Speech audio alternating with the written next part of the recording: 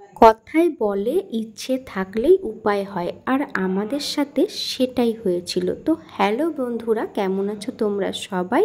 আমার নতুন আরও একটি ভ্লগে তোমাদের সকলকে অনেক অনেক স্বাগত জানাই।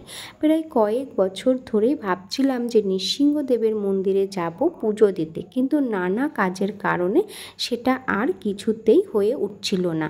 প্রায় 9 বছর আগে এই মন্দিরে এসেছিলাম আমার ছেলের মুখে ভাতের অনুষ্ঠানের জন্য, আর তারপরে আর সেরকমভাবে আসা হয়ে ওঠেনি। তো হঠাৎ করেই বরমশাই কিনে ফেললো স্কুটি। আর আজকে ছিল মঙ্গলবার, আর আজকের আবহাওয়াটাও ছিল ভীষণ সুন্দর। না ছিল সেরকম একটা রোদ, না ছিল সেরকম একটা গরম। তো আমরা জানো তো বাড়ির থেকে একটু লেট করেই বেরিয়েছিলাম, যেহেতু সকালবেলায় উঠে সকালের কিছু কাজকর্ম করে তারপরে রান্নাবান্না শেষ করে আমরা কিন্তু উপোস করেই পুজো দেওয়ার জন্য বেরিয়েছিলাম।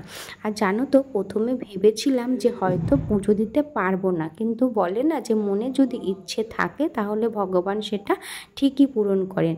তো আমরাও এখানে পৌঁছেছি, আর ব্রাহ্মণটা ছিল মন্দিরের বাইরে। তো এইখানে যে দেখছো একটা দিদি ফুল মালা প্রসাদ বিক্রি করছে, তো সেই দিদিটা বললো তাড়াতাড়ি আগে গাড়িটা পুজো করে নাও। তো ওনার কথা মতো ওনার কাছ থেকে নিয়ে নিয়েছিলাম মালা, তারপরে গাড়িটাকে পুজো দিয়েছিলাম। আর গাড়ি পুজো হয়ে যাওয়ার পরে আমরা গিয়েছিলাম নৃসিংহদেবের মন্দিরে নৃসিংহদেবকে পুজো করতে। আর জানো তো এই জায়গাটা এত সুন্দর, আর আগে এরকম দোকান টোকান এত ছিল না। মানে আমি বললাম না প্রায় 9 বছর আগে আমি এসেছিলাম, আর তারপরে আমার আর আসা হয়নি। তো এখন এসে দেখছি জায়গাটা অনেকটাই পাল্টে গেছে। এখানে এই ফুলের দোকান ছিল না, এই ফুলের দোকান তারপরে প্রসাদ এগুলো সব বিক্রি হচ্ছে। তো যাই হোক, জায়গাটা পাল্টে গেলেও এই জায়গাটা কিন্তু আমার ভীষণ ভালো লাগে। বেশ একটা শান্ত পরিবেশ, আর আসলে পরে মনটা ভীষণ ভালো হয়ে যায়। তো এই দেখো আমাদের স্কুটি, আর তোমরা কিন্তু অবশ্যই জানিও যে গাড়িটা কেমন হয়েছে।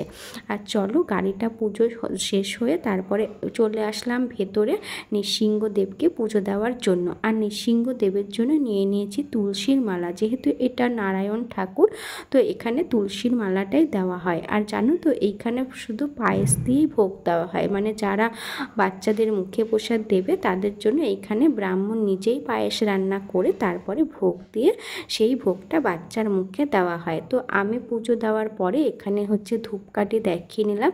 আর এই গাছটাতে না অনেকে অনেক রকম, মানে যার যেটা মনের ইচ্ছে থাকে সেই ইচ্ছের জন্য এখানে ঢিল বাঁধে। তো আমি আর কোনো ঢিল বাঁধিনি, যেহেতু আমার মনের ইচ্ছা ঠাকুর না চাইতেই আমাকে সমস্ত কিছু দিয়ে দিয়েছে। তো তার জন্য আমার আর ঠাকুরের কাছে নতুন করে চাওয়ার কিছু নেই।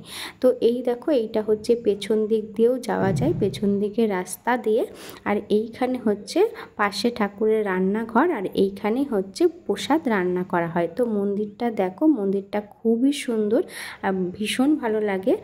তো যাই হোক, আজকের ব্লগটা তোমাদের কীরকম লাগলো অবশ্যই কমেন্ট করে জানিও। আর যদি ভালো লেগে থাকে তাহলে প্লিজ একটা লাইক করে দিও, আর শেয়ার করতে ভুলে যেও না। আর এই রকম ব্লগ যদি তোমরা আরও দেখতে চাও তাহলে অবশ্যই আমার চ্যানেলটিকে সাবস্ক্রাইব করে আমার পাশে থাকতে